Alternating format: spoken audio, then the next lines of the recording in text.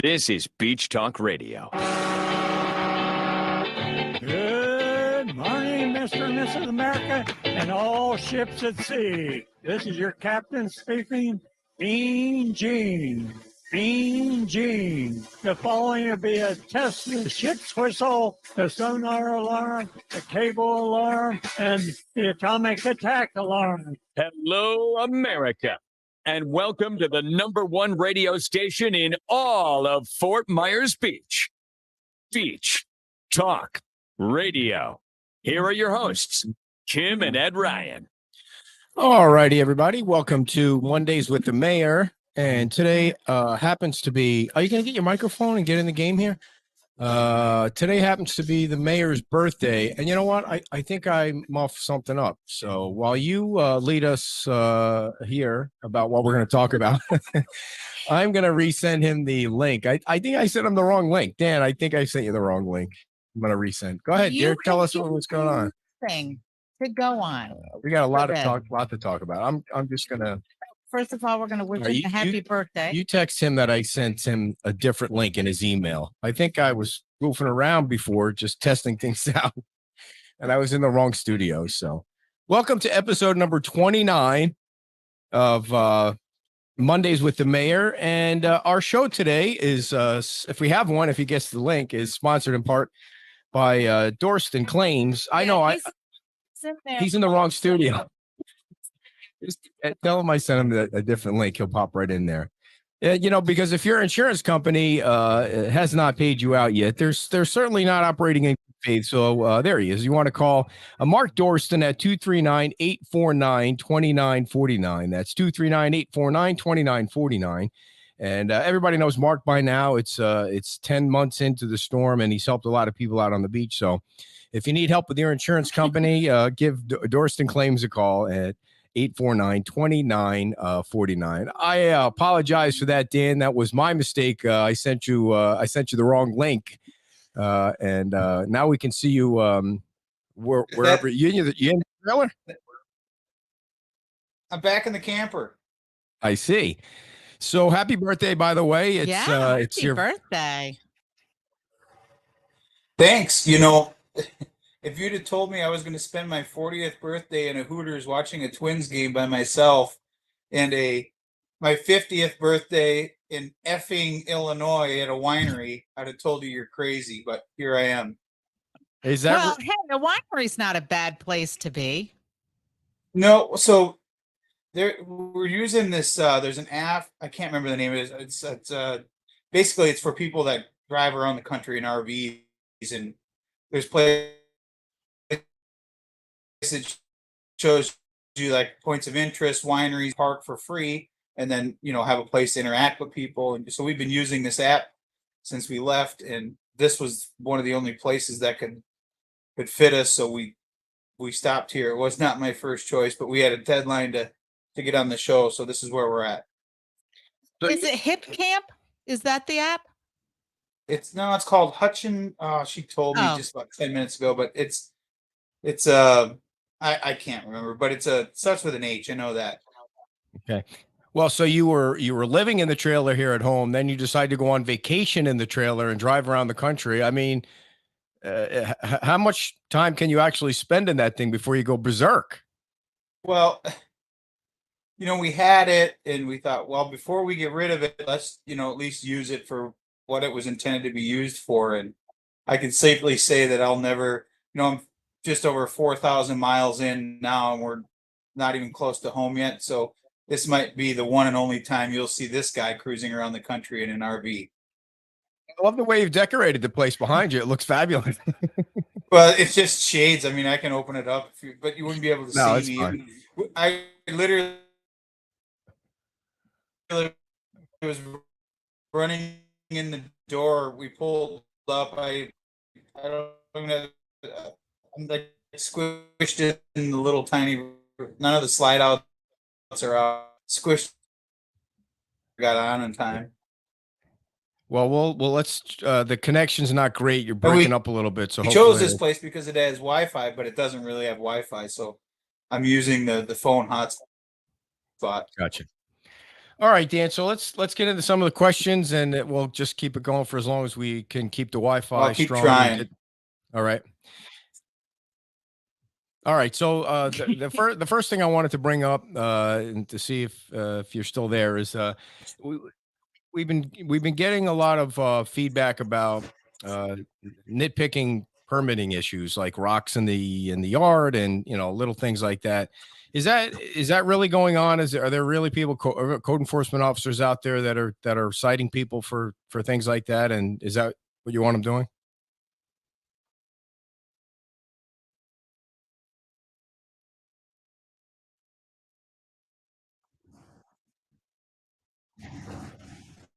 Did you hear that? Did you hear the question at all?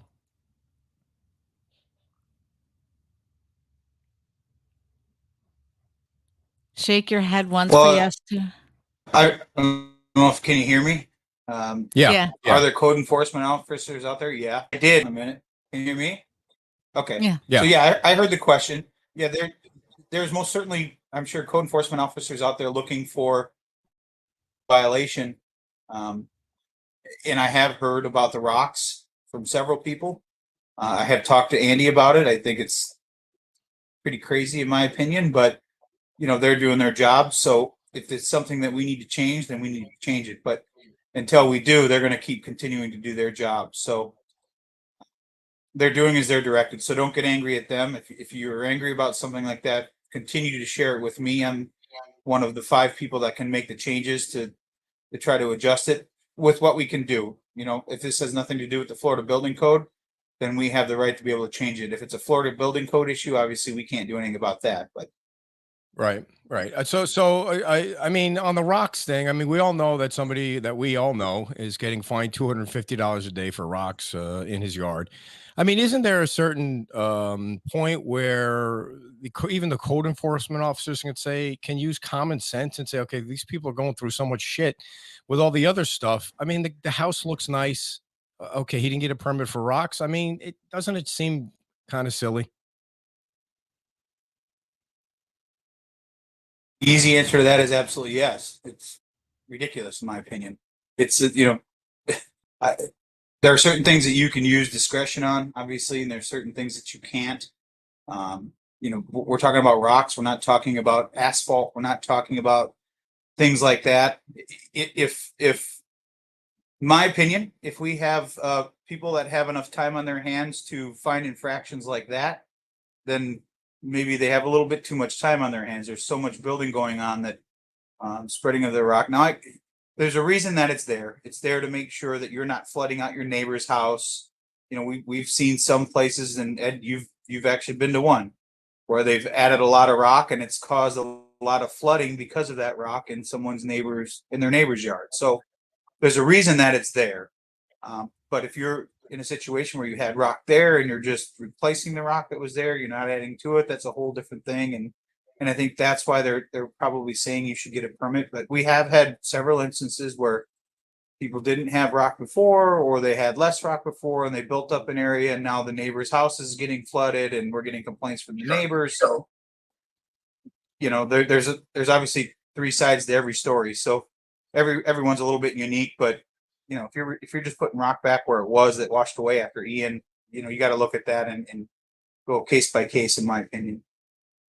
What are some ways that you can affect that change? Like you said, there's things we can do. What are those things that can be done to sort of reduce some of this that's going on?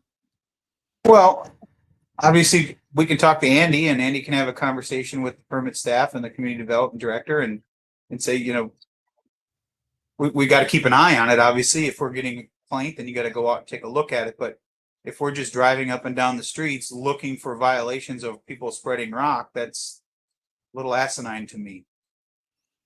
Do you feel comfortable that there's an easy way for the town to figure out, okay, it was this way before the storm, I'm just putting it back to the way it was before the storm, I'm not doing anything different? Is there a procedure where that's actually easy? Because that seems like some people want to just go, they just want to go back to the way it was and then not trying to do anything different. Is there any kind of process that is in place that can handle that?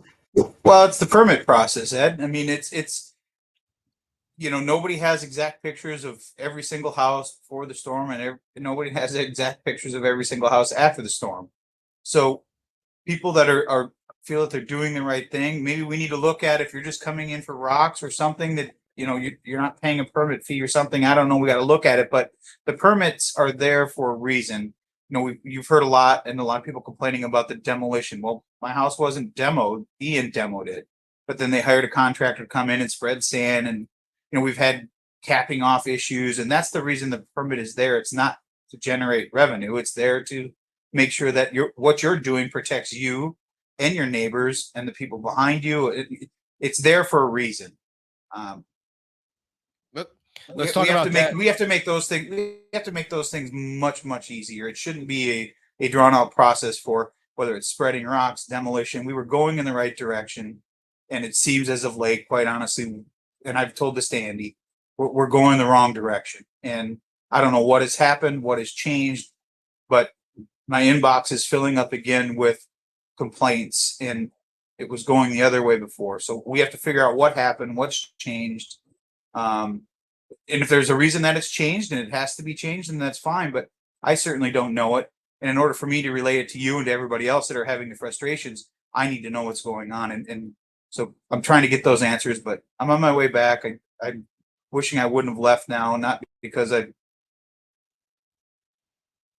didn't need to get away, but because I feel like you're not on top of things all the time. Things can get missed, and it's not for anything that the staff is doing. It's just people trying to communicate with you, and I didn't have, anyway, long story. I'm frustrated. So let's talk about, you mentioned it real quick. I wanted to kind of touch on that so people can better understand. I think part of the problem with this permit is they don't understand why. Their house was demolished by the storm, and they're getting a violation of a demolition without a permit. And so they might not understand that you need to cap off this and cap off that, or I don't know. I mean, somehow I think the town missed a boat on communicating why they need that permit even after the fact, or some people are just, sending probably both of us emails about it. Doesn't make any sense. I don't have a house. How do I I'll just, in that case, Ed, I'll disagree with you. I think we've been very, very vocal about the demolition permits. We've talked about it on your show, on this show several times. We've put out news articles about it. What we're getting now are people that are now finally dealing with their insurance companies or FEMA and things like that. And they're getting to the point when we had the free permits, we talked about this ad nauseum about the permits are free. All you have to do is go in and get the permit the same day for a demolition permit so that they know about the cap. And we've been talking about this for 8 months. It's nothing that it's new. It seems to be a new wave of people that are understanding that, why am I, the bigger issue now is that people are upset that they have to pay $475 for a permit that they didn't know that they needed. That's more of the issue now than why the permit is needed. But we've talked about this. You and I have talked about this on this show. True. Yep. Countless times. And I know that we've put it out, you've put it out as to why it's necessary. So the reason why it's necessary, I don't think is the issue. I think the issue is now that people are being retroactively told that they have to have it if they brought someone in and cleaned up their property and got rid of the pilings and capped off and again, it's there for safety. So I think that's the bigger issue that we're dealing with, as opposed to why the permit is necessary. So just to be clear, even if your house was wiped away by the storm and you didn't demo it, you still need a permit because you have to take care of the services, correct?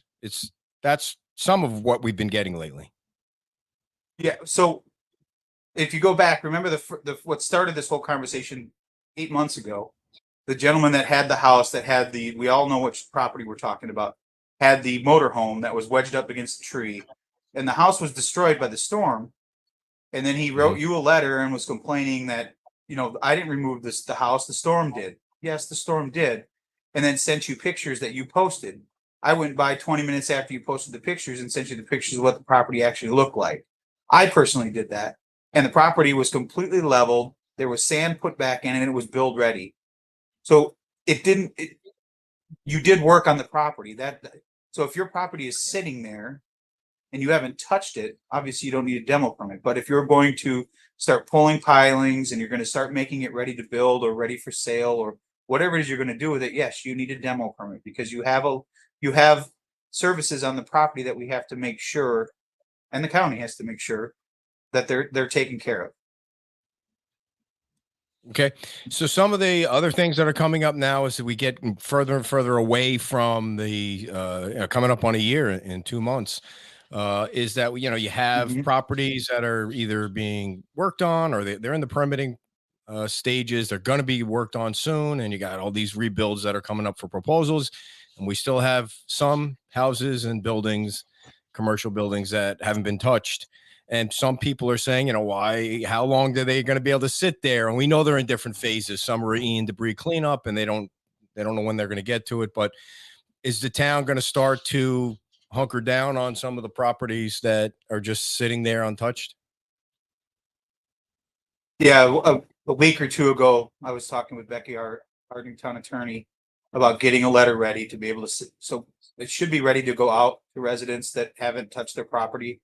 But basically, it says, we understand, we completely understand what you're doing, or we understand the process that you've had to go through, but we now have to start a process to protect your neighbors as well. We have to start a process of getting this property cleaned up. If you're in debris cleanup or you're having issues with your insurance company, simply let us know. But we're being Right. proactive about getting this letter out to the people that we know whose houses are sitting there that haven't been touched. But for whatever reason, we're just trying to open that door of communication as to why it's like that. Again, are you in debris cleanup? Are you waiting for insurance? What's the reason? If you're not doing anything, this is what the process is going to be for the town to go forward to make sure that you're taking care of your property. If not, we're going to do it for you, and it's going to get assessed to your to your property. So that letter has been formatted. I don't know that it has been out yet. I haven't had a chance to talk to Andy today because I wanted to specifically ask him that question. But that I have been in communication with our attorney. She has drafted a letter. If it hasn't gone out, it would be going out shortly, I would think.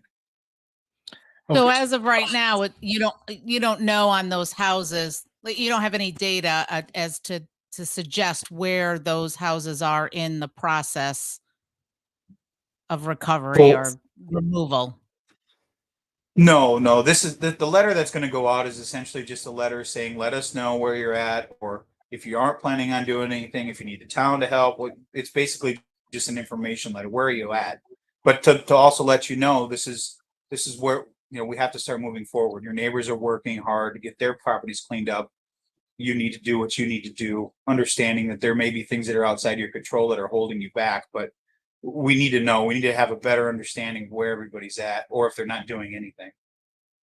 Yeah, and I don't know if this is something the public can do. I know that you said you've done it before, and maybe the town has. In the iandebriscleanup.com website, you can enter information on a property and see if it's in the system. I don't know if that's a Sure. public thing you can do, but there is a way to find out if they're in that system. Sure. You mean, I want to comment. I see this Philip gentleman made a comment about more excuses. These are not excuses. There are legal actions that you have to go through to be able to enforce on a person who is not taking care of their property. You can't just go to their house and say, we're going to do this, we're going to do that. You have to give them written notice legally to be able to do it. So it's not an excuse. Okay.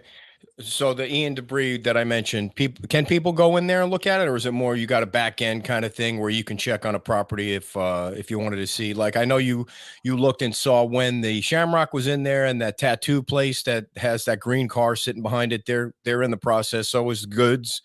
They're just kind of waiting for whatever. I mean, I'm sure the line is long. still Yeah. Yeah, Yeah. same as town hall. There's all these processes that you have to go through. The latest one, as I mentioned last time we had the show, was the EHP, the historic one that they're going through. So environmental and historic. So that's where the town hall is. I'm assuming that's where most of the other ones are, if they're commercial.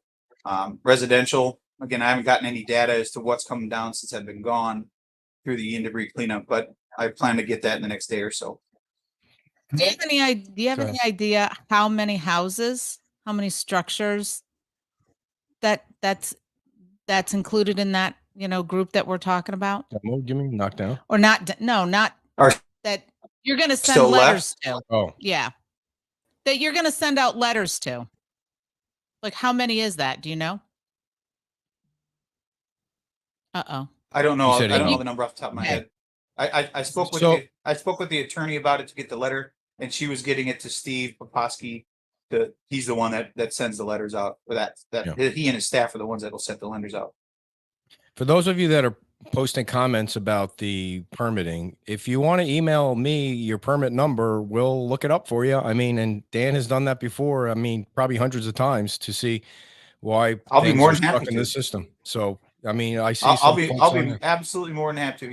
If you want to send me your permit number, if you have questions, I know a lot of people are displaced, they're back up north or wherever they live, and they're relying on contractors, or they're not sure where their permit is in the process or why it's being held up.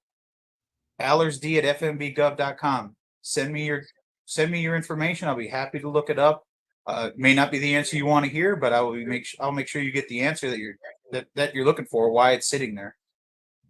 So let's talk once real quick about town hall, because you guys mentioned it. Is do we have a date yet?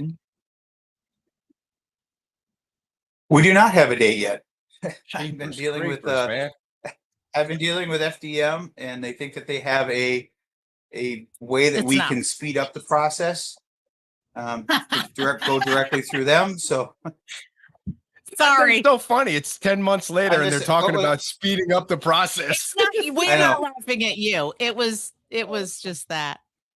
You know, this is going to be for Ed now. First, it was Bayside Park that he harped on. Now it's going to be Town Hall. He's just always been Harping on trying town to- hall. I just well, think he's gonna it's just crazy. he's gonna have to get in. He's gonna have to get in line. He's gonna have to get in line. He's right behind me. Trust me. If there's someone that's plowing that field, I'm the one at the tip of that plow. It's getting to be nonsense, but Yeah. you know, it's not something that is in my control, unfortunately. And this is a rhetorical question, of course, but you have these people at FDEM, the federal, not even No. federal, whatever the Florida. hell they are, Kevin Department of Guthrie's Emergency department. Management. You would think that they were smart enough to know the taking down town hall, what it would mean to progress in a community that's suffering so much. The town hall wires are still dangling there. You would think somebody at the state is smart enough to say, okay, let's just do this one thing for them. Like, let's just knock down town hall so they could start to rebuild a freaking government building somewhere, somehow. It's just, the whole thing is ludicrous to me. Sorry. I know, but That's you like I said, it's rhetorical. because he it's, always it's- tries to it's- distill it down, and it's more complicated than that. You have It's to been wait 10 for months. Well, but there's a process. Of that course, has there's to a go process. It's just the government. There's a gigantic Well, process. You know, I'll try to sum it up again. I know we've talked about this ad nauseum as well, but it's a, you know, I've been told from FEMA officials, what would you do if FEMA wasn't here? And my answer is the building would already be gone, and we'd be planning on building something. Well, you can go ahead and do that. But then you Right. talk to the next department, and the next department says, well, if you do that and we don't complete our reviews, you could jeopardize the funding that you will get to be able to build the building back. So essentially, they're saying, go ahead and do what you want, but there's a chance that you're not going to get in. So, I mean, who in their right mind is going to take that chance if your house was No. destroyed and you're not going to take that chance? So that's kind of where we're stuck. Yeah, no, No, you I could go certainly ahead don't and do blame the it your town own in any way. way. I'm That's- just saying, how many FDEM employees does it take to look at a building 1,000 times before they need to realize the frigging thing needs to come down? I mean, it's really a no brainer if there ever was one. But so Bayside Park, we mentioned real quick. The turf is up. The town says it's going to be ready by Labor Day, which would be great. We got the Songwriter Fest coming up, the 1-year anniversary. I know the chamber's working on stuff. So any update on that you want to give other than, you know, what we've kind of been teasing out there? No, I think you've covered it for the most part between our conversations and what you've found on your own is, you know, Bayside Park, that you know, the deadline. The electricians have been out there. We've got power there, so they're working on that. They know how important this is to the community. The staff knows how important this is to the community.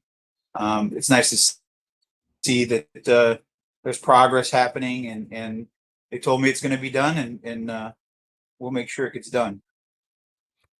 Up the street there a little bit is Times Square, and I took a little shit over the weekend for a post I made about how ugly I thought it looked with some of the debris still there. What's going on there, as far as you know? What's happening there? Well, they're working on the infrastructure part of it. There's nothing different than we don't already know. That's got to go first. The underground stuff. I haven't talked to Jason Freeman yet to see where they were. I know they were talking with FPL and the water department kind of out there to see, and sewer to see where exactly things have to go. But I don't know, honestly, if that's going to start tomorrow or the next day. I admittedly have for the last couple of days not been able to have a lot of contact with staff, so Sure. I can't give you that answer. Yeah, and everybody's been on vacation in July. I mean, I know the staff is still working and Andy's still working, but there's been a lot of vacations in July. It's always the slowest month of the year for everything. I mean, most governments, local governments, seem to take Well, I'll July tell you off. this year, this year the July has been much different than years past. Obviously, it's years past you could pretty much rely on maybe one or two emails a day if you're lucky. While we were on the council break, if you will. There's really been no break. It's been constant emails and trying to reply to emails and trying to stay on top of it. All while not, this is also the time that staff gets ready for the budget hearings coming up. This is the time where they get to regroup and not have 5 council members breathing down their neck constantly about this and that and the other thing, and let them get caught up on things that they need to get caught up on. So I've been trying to be very cognizant of not overwhelming them with questions and problems. And I mean, if it's something that needs to be addressed immediately, obviously I talk to them and I'm sure the other council members do too. And staff does what they can to address it. But some of the other things like Bayside Park and the town hall and things like that, I'm not beating them up over the last week or two on it because they've got so much other stuff that they're concentrating on. Go ahead. So I wanted to ask you about the amber bulb light deal for the lights on that you guys were planning on putting in. So just for a little background, for folks that maybe don't know, there was some discussion that maybe the Visionaire light that was being tested by FPL or whoever the government is might not have gotten approved, and that was a light. It's FDOT, isn't it? Whoever it is, that was kind of like the light you guys were waiting on to change the lights on Estero Boulevard to. So, what is the latest that you've heard on the light? Yes, to try to just recap a little bit. So the light that we were talking about for the full island amber solution that we've been talking to in Tallahassee, that we've been talking to FPL about, everybody has seen and understands the fixture that was at Old San Carlos and Estero Boulevard that the county put up at that crosswalk. It's similar to that. It's a newer version of that. It's the 8 version versus what that was. But that essentially is the fixture that we were moving forward with. That was the fixture that we were basing the $7.9 million estimate to do all of Estero Boulevard and the side streets, not just Estero Boulevard. Well, we found out about a week ago that FWC did not approve that fixture, even though we were told it was approved. I don't know who said it was. Somehow it was not approved by FWC. They were told, they told FPL that the light is too bright. They went to FPL. FPL did set up the light. They did all their readings. FWC said it was too bright. My question was, how can a light that is dimmable be too bright? So over the last week, we've had several meetings with FWC and FPL, Adam Matana. Everybody's been on a call to try to the county to work through. Evidently, there was a breakdown in communication between FPL, it sounds like, and FWC as to what exactly the fixture capabilities were. FWC didn't know that it was dimmable, so long story longer, they are going to look at this light again. They understand we're under a time crunch because today is the last day to submit for the $350 million appropriation money that we've been fighting so hard for. And one of those appropriation requests was this almost $8 million full island amber lighting solution. If we didn't get it in today, we could potentially lose that funding. You can imagine with myself, Representative Botana, and everybody else on the phone, we were trying to express to them how bad that could look for everyone should this deadline not happen. And why did we find out about this a week and a half before the deadline? So everyone understands the urgency. It's clear that everybody's on the same page now. My hope is that FWC will look at this light, understand that it has the dimmable capability to get down to 0, not just the 1-foot candle of light that's required by FDOT, but out of season, it can also go brighter when we need that brighter light, up to potentially 10-foot candles of amber light, not white light, amber light, during the season when we need to have more visibility for safety. So it's still on the table. It's still being looked at. Everybody understands the urgency. There was just a little bit of a hiccup in there. So crisis averted as of this point. So I'm sorry, I was listening, but did you get an extension then, or is FPL or does FWC have to look at it tonight and make a decision? I mean, no, we still submitted, obviously, for the funding. There was talk about it could be more expensive, and at the end of the day, we're trying to provide a solution that hasn't been done anywhere else in a coastal community, a complete island-wide amber solution. It will benefit everyone for safety, environment. It's just you have to sometimes look at things a little bit different than how you've done them normally. And as long as they meet the metrics for both wildlife and FDOT, there should really be nothing that holds it up. So that's kind of where we're at. Dr. Trindell, I believe it was, from FWC. She's very, very knowledgeable, very nice lady. Had a very good conversation with her. She understands the urgency. She understands the potential for this to be something going forward should someone have to go through this, that we have a solution now in place that other coastal communities can say, this is what Fort Myers Beach did. This is a great opportunity for you to follow in the footsteps. So everybody sees the urgency. Everybody sees the ability to do what's right for everyone. And hopefully we can get it across the finish line. Yeah. So this might be a rhetorical question, of course, but the FPL's been testing that. The thing's been in the salt chamber for like 6 months or something. I mean, FPL has been testing that light since the last Ali Frazier fight. How does FWC not know it's dimmable? I can't answer that question. That you have the same reaction I had. But I think all the right people were on the call, this last call we had, to get the messaging across of where we're at, what we need to do. So we're hoping that it meets the metrics and we can finish this up. Yeah. So you've submitted the list of projects to the state for the 350 million that they have, or 250 million, whatever it is. When do they decide what you get? Well, they go through a review process. Some of it will be loans, some of it will be grants. Obviously, they're not going to give you money if you have other funding sources that are going to pay for it, whether it be FEMA or whatever. So they have to review all of that. Then they kind of send it down. But I can assure you that the turtle lighting on Fort Myers Beach has been a very, very strong topic since the very beginning in Tallahassee. I mean, when you've got the speaker of both the House and the Senate learning about turtle lighting for Fort Myers Beach, it's an important topic that hopefully is one of the first ones that we can get through.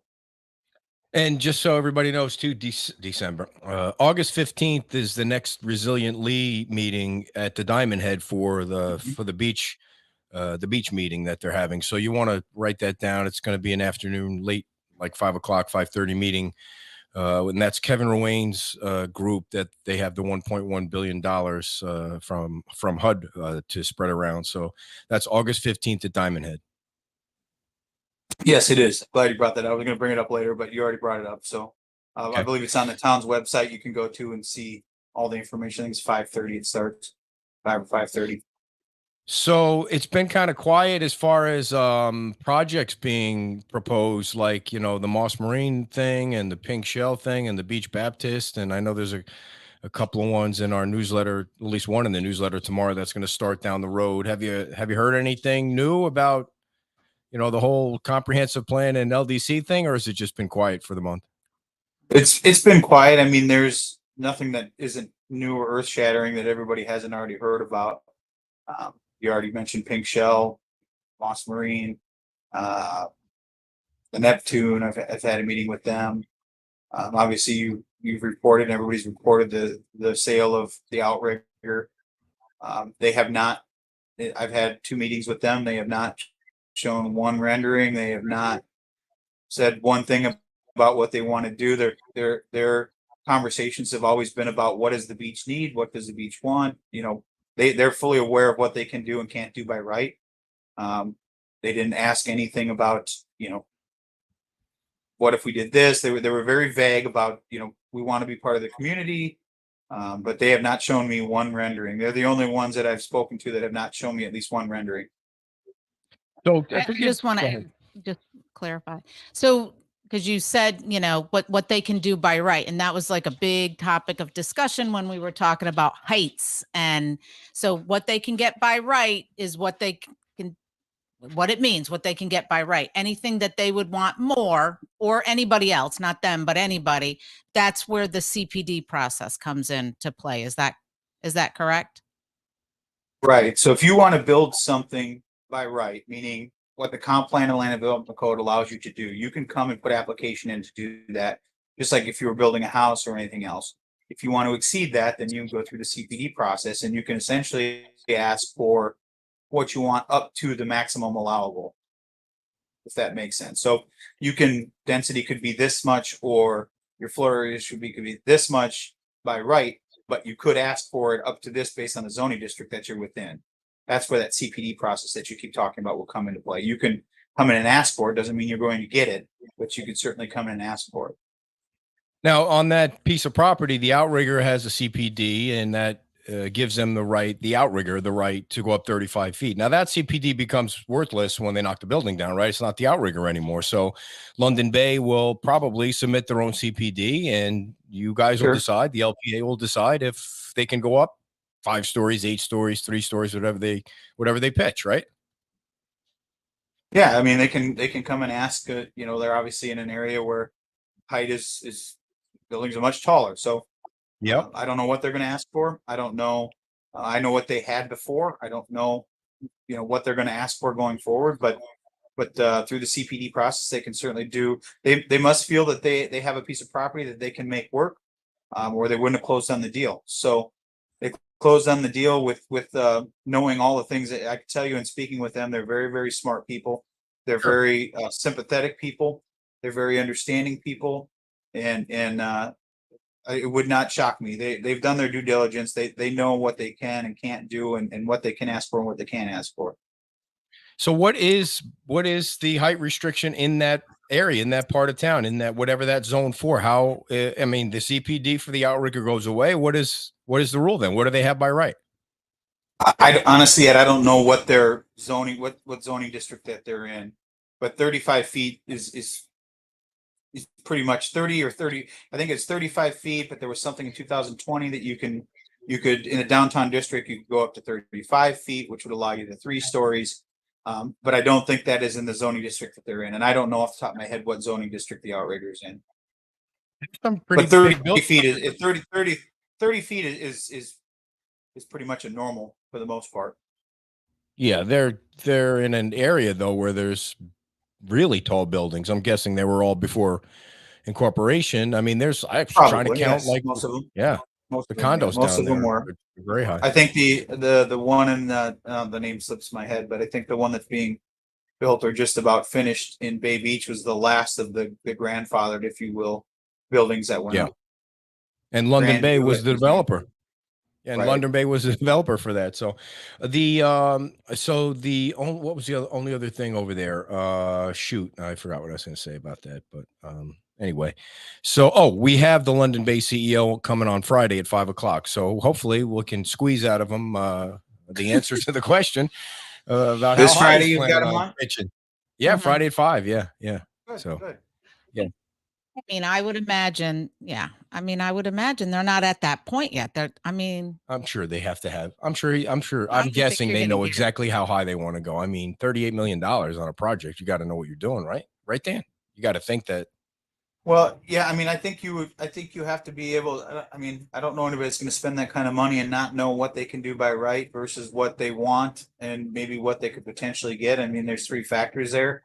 I'm obviously they weighed all 3 factors and went through with the purchase. So we'll see where it goes. It's hard to comment on anything until you see something actually come before you. If this is what we're looking to do, and until you see that and be able to apply it to what they're allowed to do, there's really not you can talk about. I mean, they're going to try to show a 20-story building. I think that they understand they're going to have a lot of pushback on their hands. So they're not stupid people. They know what they're doing.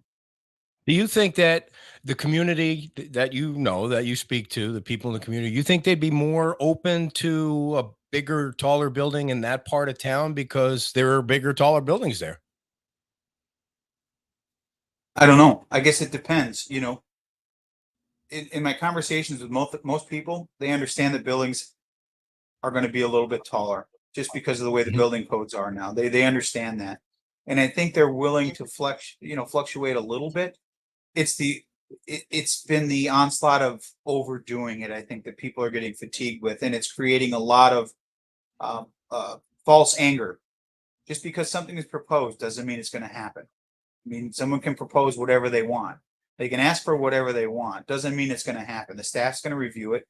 They're going to make their recommendations. Then the LPA and the council will review it and do their due diligence on it. And then they're going to look at the staff's recommendations, and then they're going to hear from the public. So there's a lot of steps that go through it. So, I mean, if I could say anything, just because you see something, whether you report it or someone else reports it, doesn't necessarily mean that that's what's happening. That just means that that's the vision that developer A, B, or C has put out there for everybody to start talking about. It's a starting point. Yeah.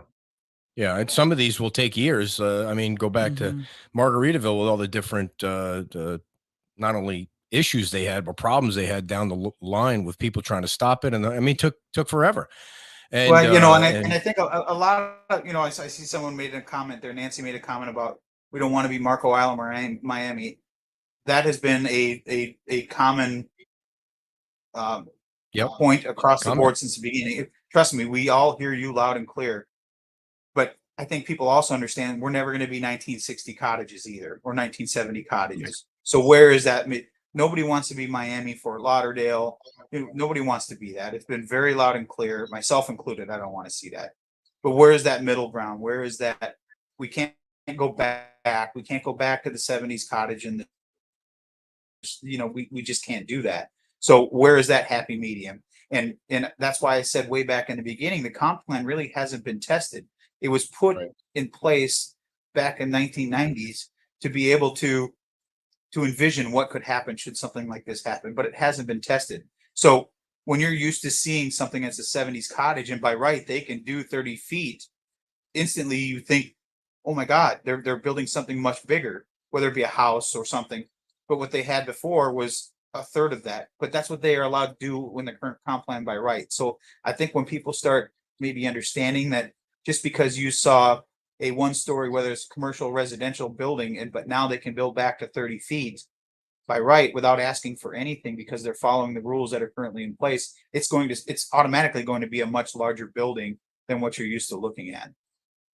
Right. And Carol, that question that you asked there is, I mean, that's a whole show in itself there. I mean, the condos, it is depressing to see how many of those condo Oh. buildings are empty, and listening to the people that, are on the boards, the issues that they're going with and going through, and the problems that they're having from elevators to insurance to assessments to, I mean, it's horrible. It's just horrible that all those folks aren't unable to get back into their places, and some might not be back for another year, and some are unknown. And that's, if there were more people in those condos, you'd start to see the beach start to pick up, and the business start to pick up for folks. It's just brutal seeing those buildings empty. I agree. It's not. I mean, there's really not one person you can blame for any of this. I mean, there's one Right. thing you can blame for this, but there's not Right. one Yeah. person. There's so many issues that go into these condos that, unfortunately, we're finding out. It's what they have to go through. It breaks your heart. It really does. It's people that have perfectly usable units that weren't touched, weren't damaged at all, but they can't get access to it because whatever reason, whether what you pick the reason. For some reason, Yeah. they can't get in because something out of their control is holding it up, whether it be a part or a sprinkler or something is holding up them being able to get back in their home. And it breaks my heart. It really does. So let's talk about the beach renourishment, Dan. I mean, that's obviously today's, I don't know if it's a hard deadline, but it was a deadline the town set to try and get these easements signed. And the last number that I had, now hopefully it's lower, is that you had like 80 folks that either couldn't be contacted or didn't sign. It was almost like half. I mean, so part of some of the comments I read on our page, and of course, I don't know, I don't know how much credence to give to some of the comments, but they just feel like they don't trust government.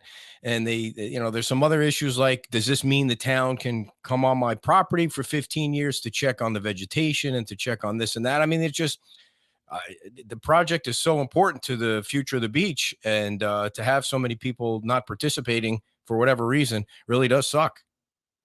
Yeah, our new town attorney has put together a very, very informative briefing. She spent some time, and if it hasn't gone out yet, I got to imagine it's going to be out very shortly, discussing specifically what you're talking about, what this means when you sign it or don't sign it, what you can do by right by walking. It doesn't mean that people get to traverse through your property to get to the Right. beach. I don't know it all word for word. It's a 3 or 4 page document. If it hasn't come out yet, my guess is you're going to see it very shortly. She was tweaking some words. She sent it out to the council members and the staff to get input as to some of the wording but it explains it very, very clearly what exactly it means legally, what you can do, what you can't do. So it'll answer a lot of the questions I think that you're asking, Ed, or other people are asking. So go ahead. Go ahead. Now Do you feel now like, you made I me mean, lose the it. 15-year, it's a 15-year permit. I mean, Easement. from easement, from what you have read today, and I just checked, we hadn't gotten it yet. The concern that people have that the town code enforcement can go onto their property, is that real? Is that something that can be done? Well, I guess I don't understand. What do you mean by their property? Can they just drive up your driveway and Well, walk through your backyard? And no, no, they no, no, can't no, do no, that. no, no, no. Oh, no, I don't mean that. No, so you sign the easement, you get the sand. The sand's in your backyard. You have to build the, the dune. berm, the dune, Mhm. whatever it's Well, called. The my weeds, you have understanding to put the weeds in. is that I think the homeowners can as well. This permit, and I wish Chad was on here because Chad can answer these questions a lot better than I can. But my understanding is that the vegetation, this is a permit that allows trimming of the vegetation. It is a Right. 15-year permit, but it allows the homeowner to trim them. I guess Right. I No. can't answer that. I Right. don't. Well, I It get, does. I okay. know it doesn't allow you to just traverse any part of their property to go onto the dune. No, No, that is no, not that's true. I not what know I that. meant. Right. That's not what I meant. I guess part of what Phil, I think, was the one who sent us the email, the one that was on earlier, and I know he's listening. Part of what he said was, if you take the sand, now the town is allowed to go on that property. Let's say they use the public plot property to get on the private property. It's still private Correct. property to inspect the vegetation and to make sure, that, you're following the rules. I guess you're going to have to do that, right? If you take the sand and you have to build the dune, somebody's going to inspect it. Sure. Yeah, I mean it's publicly funded sand that's going on your properties. So, and I see Phil's correct. It's an easement. It's not a permit. So it gives them the right to be able to access that dune, but not your private property past that. So the beach renourishment project overall, I mean, it's massive. It's the entire beach, and it's, I don't know, 32 million or some crazy amount But that the town only has but to it's pay us. important to say. It's important to mention nobody's forcing anyone to sign that easement. No one, Right. as a property owner, you do not have to sign it if you do not feel comfortable. Nobody's trying to force this down your throat. If you want to sign it, you can sign it. If you don't, then don't. It's your comfortability level on whether you want to have sand in front of your place to protect your property or not. If you don't want it, you don't have to have it. If you choose you want to do it later, you could certainly do it later, but it's at your cost. That's the only difference. Okay. So in that case, though, is there a certain number that you have to reach to be able to get the sand? A certain percentage of homes, a certain, Number of are there easements? some That's parameters good. around how many contiguous ones you have to have? I think the point of getting the most easements as possible is for to have a continual burn, not start, Yeah. stop, start, stop, start, stop. Right. That was the point of it. I don't know that there was necessarily a minimum that you had to have to be able to receive the funding. Maybe there was. Again, Chad would be the one that could answer that much better than I can. There's so many things that go into that are, unless you are engrossed in that, the cubic yards and the linear feet there's so much into it that I'd be lying if I told you I knew every single aspect of that beach berm, because I don't. But I do know that the easement is open whether you want to sign it or not. The goal was to get as many to sign it as possible, to have a continual berm along the entire beach. We're we're obviously realistic, knowing that that's probably not going to happen. But doesn't mean you don't ask. You put the information out there, and people make the decision that works best for them, and you move forward. So is it I gonna would go ahead? think too, like if you decide not to do it and your neighbors do, that's gonna that might create an issue Mhm. when the water comes in. Like I would Well, you would think think, if yeah, they're if you- higher and you're if you don't- lower, if you don't lower. have it. I mean, you look at the beach berm, where the beach berm runs down the island. You can pick whatever spot of the island you want to look at. I've seen people sitting on the beach where that beach berm has been behind people's houses for years in certain areas. It's now there's a berm there. So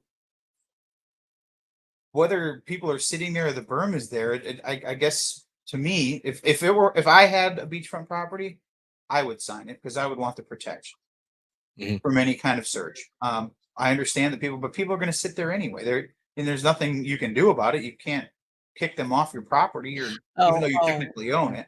You know what I mean? Whether it's a beach berm or me sitting there in a beach chair, I'm still sitting technically on your property. So you can't tell them it's private property and tell them to get Mm-mm. off. You can't do that.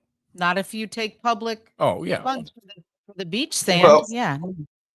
Well, I guess you could probably try. I mean, if you're sitting in front of, not sitting in someone's yard, I'm talking about where the Right. beach berm is. You're sitting where the beach berm Yeah. is in your beach chair. I guess you could technically try to get someone trespassed from that, but I don't know that you could. Not Yeah. once that public sand goes in.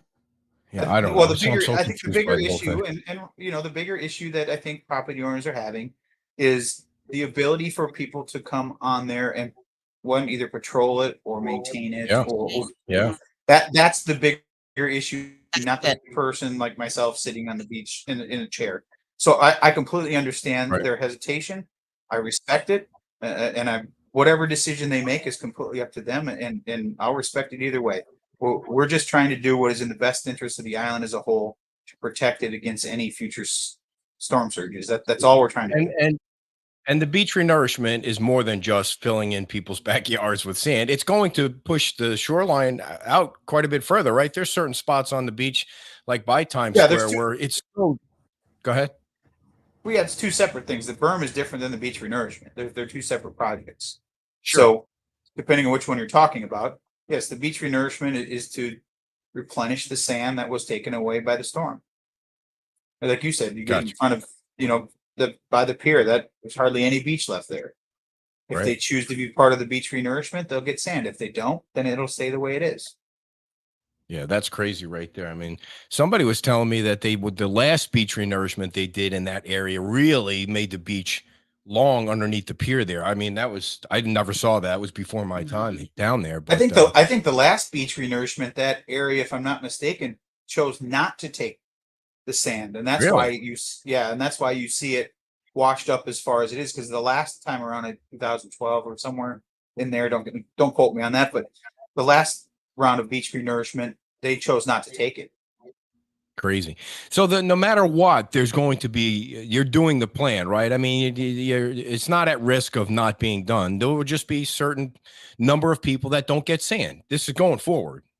Yeah, I mean, and again, if you're gonna, you don't want, obviously, you don't want to do one house, skip a house, do one house, skip a house. You don't want to do that. So again, that's the push to get people to sign the easements. But at the end of the day, it's your property. You can choose to sign it or not sign it, and whatever reason you choose, the town will abide by it, and hopefully we don't have to worry about any issues in the future. But it's a total choice thing. Ron asked, is sand going north of the pier? I thought I heard somebody say it wasn't going north of the pier at one of the last meetings. For the beach renourishment or for the beach? Yeah, the beach renourishment. I don't know what those numbers are up there. There's, everything's got an R number. I don't know what R numbers get. There's certain sections that are getting some more than others, and I don't know what the R numbers are up there to be able to tell you. There might be some sections that are and some that aren't. By the way, everybody, the show on Saturday at Wahoo Willie's, the town manager will be on, Andy Hyatt. It'll be his first appearance on the show since being hired. So I'm sure some of the same questions are going to come up with Andy on Saturday. And he's hopefully he's in the muck of things right now too after coming on board. So Well, I'm get some certain he's updates up to his on earlobes and stuff. Saturday. So is there any other of the topics that you wanted to make sure you updated that we didn't bring up? No, I think you covered the majority of the stuff. There is a FEMA hearing coming to town next month, not to the beach, but to Fort Myers. So we'll see how that goes. A congressional hearing. I don't know the exact date off the top of my head, but that'll be coming to Fort Myers next month to find out what went good, what went bad. Still getting details on that. Yeah, I can't wait for that one. I mean, I'm sure the public is going to be allowed to attend that, right? Because that'll be fun for FEMA. Well, I'm again, I don't have the details, but I'm certain. When is that? They're trying to keep it under the wraps so nobody knows what it is till the last minute. Hey, do you know anything about Yo Taco moving to Times Square? I've heard rumors, but I don't know any details on if they are or they are not. Gotcha. But I've heard those rumors. Yeah. Okay. So anything else before we let you go? Enjoy the rest of your birthday. Oh, I'm at a winery, Ed. How am I going to enjoy in a winery in the middle of a cornfield? A winery in a cornfield in a trailer. When are you guys going to be back in town? Great birthday. Well, we were planning on leaving Minnesota to come back on Wednesday, but we left a little bit early. Plans changed, so we left on Sunday. We're just kind of taking back roads because of the blowout. I don't want to have another major issue that I got to deal with. So we're just taking 2-lane roads on the way back. We're hoping to be back Wednesday or Thursday. Gotcha. And do you have a spare tire now, just in case it happens again, or are you just operating on the wheels you got? We had a spare tire then, but Megan's comment cracks me up. We had a spare tire. I didn't want to go any further until we had a new spare tire put on the rim, and you don't want to get stuck in the middle of somewhere and not have another tire. So that was the reason we had to spend the night somewhere in Nebraska. Wow. All right. Well, you're living in the heartland of America right now. That's for dang sure. So thanks. I'll tell you what. And still some of the best sweet corn on the planet. I found I'll have to share this little snigget with you when I get back. I lived in Minnesota almost my entire life, and I never knew how to cook corn this way until this last weekend. So it was fantastic, and it was cooked perfect. So maybe I'll share that next week with you. Nice. All right, Dan. Happy birthday. The mayor. All right. Happy birthday. And we'll see you next week. We're going to be at Diamond Head for our weekly show at the resort. So we'll see you when you get back. All right. Thanks, guys. Have a good day. Dan Allers, the mayor, on his birthday. We appreciate his time. We have a busy week coming up, wife. Lots of stuff going on. You go back to work. We have the Friday show. Are you going to be able to make the Friday show with Mark Wilson, the CEO of London Bay? Oh, that's terrible. And then the Saturday show with Andy and the newsletter tomorrow. So today's show is sponsored in part by the Landau Law Group. Now, if you call Mark Dorston and Mark says, I don't think I can help because Mark's a public adjuster, then you call the Landau Law Firm and say, my insurance company is really screwing me and I need some help. The Landau Law Group can be reached at 866-703-4878. That's 866-703-4878. Matt, Eric, and Paul from the Landau Law Group have been helping folks with hurricane claims in the community and in communities throughout Florida for over 30 years. And we appreciate them sponsoring the show and also sponsoring the 5K race, which you can register for. It's the day before Labor Day 5K, which is coming up the day before Labor Day. The start and the finish. No, I am running it. Yes, I'm running it. No, I can't run. So that is going to be Sunday. And the great part about that is the awards are going to be given out in the air-conditioned conference room at Diamond Head. I mean, Diamond Head's been there for everybody. There are so many meetings coming up this month in August, starting tomorrow with You're going to be busy at the Diamond Head. And they're just super partners for us and for the community. Maybe you should just rent a room down there. And speaking of the Diamond Head, they're going to be giving us a prize, a weekend stay for us to give away when we go to Wisconsin. So we're going to be doing the music trivia. Like I'm going to play like 4 or 5 beats of a song off my phone because you suck at this game so much. We got to find, we're going to do it with 3 men first and then 3 women, or 3 women and 3 men. And then the winner from each is going to be, they're going to battle each other for the stay. And, and the, FMB Strong is going to be there, and they're going to be getting 10% of the proceeds from the entire event, which we're happy to be taking to Tanner's Grill. There's over 100 people that are going to be there, and we'll have some gear, but it's going to be a fun time. We have some great guests lined up, and we appreciate you guys saying come to Wisconsin. We're going to be at Kimberly, Wisconsin on August the 12th, which also happens to be somebody's birthday. So what a coincidence. Yeah. All right. Finally, our last sponsor of the show, Laura Sanchez. If you need money, Laura's going to write you a check, everybody. All right. Give me a call, Laura. Right. Laura has plenty of money to give out. She says call her on her cell if you need money for rehabilitation, if you need money for building a new house. They know all about the 50% FEMA rule regarding damaged homes. They want you to give them a call at 239-895-0657. That's 239-895-0657, because everybody could use some money to rebuild their home, damn it. And Laura Sanchez is doing a great job giving out money for people that are rebuilding. So we appreciate you guys tuning in. We had a nice big audience for Dan on his way back from, where did he say he was? Some cornfield in Illinois. And it's his birthday today. So thanks for Dan coming on, and thank you for sitting in tonight, dear. Appreciate it.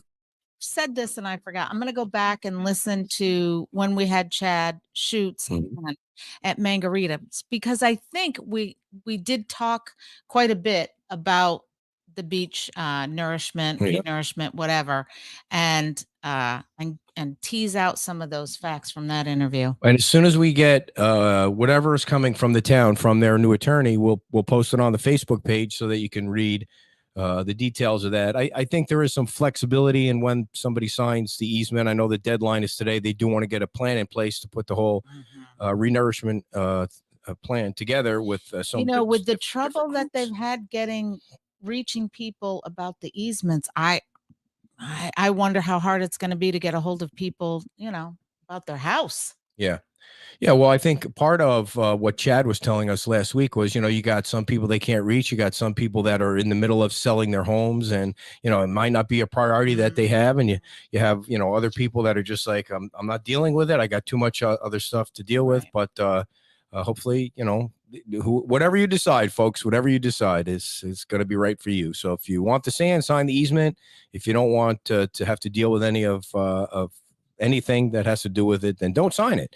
That's that. As soon as we get the information, we'll post it. And we thank you all for tuning in, and we will be back Friday night with there's the exit strategy right there. Friday night, Mark Wilson, the CEO of London Bay, will be our guest. And when she comes in, it's time for us to exit the show. That's what I meant. To talk about the Outrigger property, which they purchased for $38.2 million. Thank you, everybody. Bye-bye.